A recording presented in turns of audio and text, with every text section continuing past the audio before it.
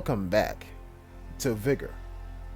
It is your boy, Stealth Jet, leader of the JSS. I would like to think that I post 3 kinds of video. And yes, I've talked about this before, but with every new video that I upload, there's a chance that somebody new comes to the channel and they don't know me, they don't know my playstyle, they just know I play Vigor. So, if you already heard it before, or if you already heard this before, I'm really sorry for you, but I'm gonna say it again. I would like to think that I post 3 kinds of video. Run and gun, tactic, and explanation / mental, mental capacity, mental pathing, if you will.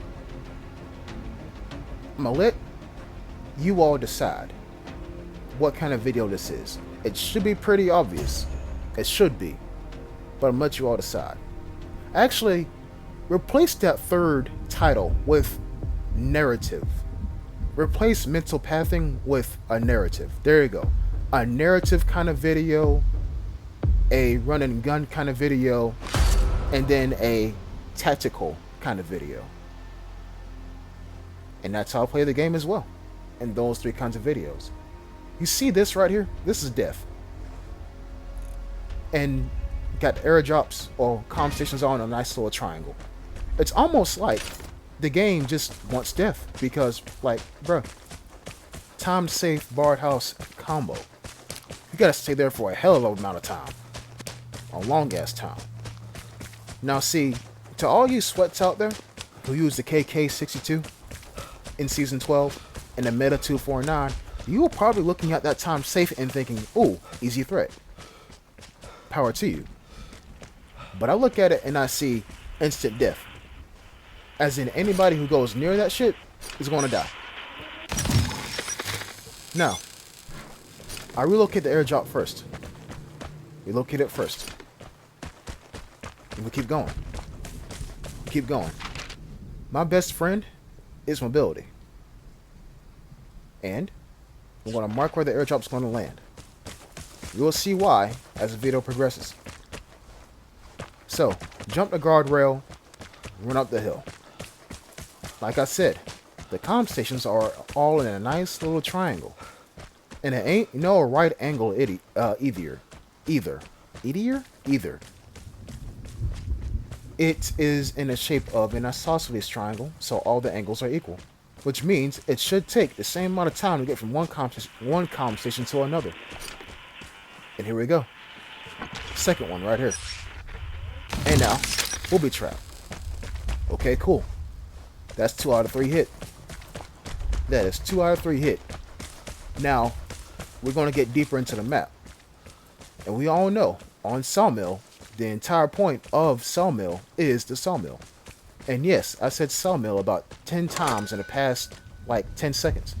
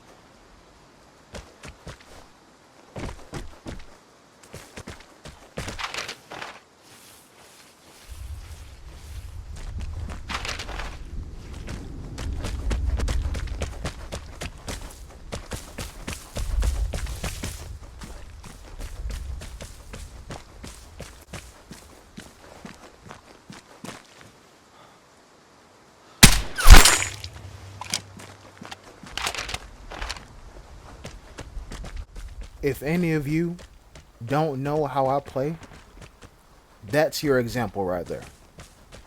And let me explain to you how I play, because you're probably thinking, bro, what the hell did this guy just do? Let me explain. You see, in the pregame lobby, I don't know if I showed you all or not, but there was a guy with an HRT wearing a suit, I believe. Homeboy looked sweaty. So when I heard his HRT going off, I knew he was shooting at the airdrop carrier, because the carrier is near where the HRT was shooting at, or shooting from rather. So I knew there was going to be a fight. Now see me, I don't like getting directly involved in the gunfights, because, as one of my favorite YouTubers once said, an unfair fight is a fight you don't want to get into. Actually, wait a minute, he didn't say that. Unfair fights are not fun. Damn, hold on, he didn't say that. You know what? Screw that entire sentiment. What I'm trying to tell you is this. I don't do well in gunfights, okay? Plain and simple. I admit my weakness. However, what I do excel at is headshots. Now here's the thing. When they were fighting, the airdrop carrier was carrying the airdrop. I didn't want him to carry it near me. Not because I'm worried of the airdrop shooting me. I'm worried that the airdrop carrier will slow down and aim at me and allow the guy with the HRT, the real threat, to catch up to him, and then he spots me. There goes my element of surprise. But then when I heard A, the HRT stopped firing, and B, this guy stopped at an exit, I knew he killed him. Guy with a Thompson killed a guy with the HRT and a gal. That shit wild, isn't it? And his HRT is a tomato skin. That's wild. And so, with that being now acquired, I'm going to leave the airdrop behind. Because the airdrop can, and just might be, bait. He put himself at the most perfect position. But I'm going to get really sad while saying this. It's almost too perfect. Because, look, you all play this game. At least I would like to think so. If you see a flashing airdrop right on top of an exit, do you think, oh shit, free airdrop? No. You think somebody's watching that exit and they killed old boy with an airdrop at that exit. So you're not going to go near it.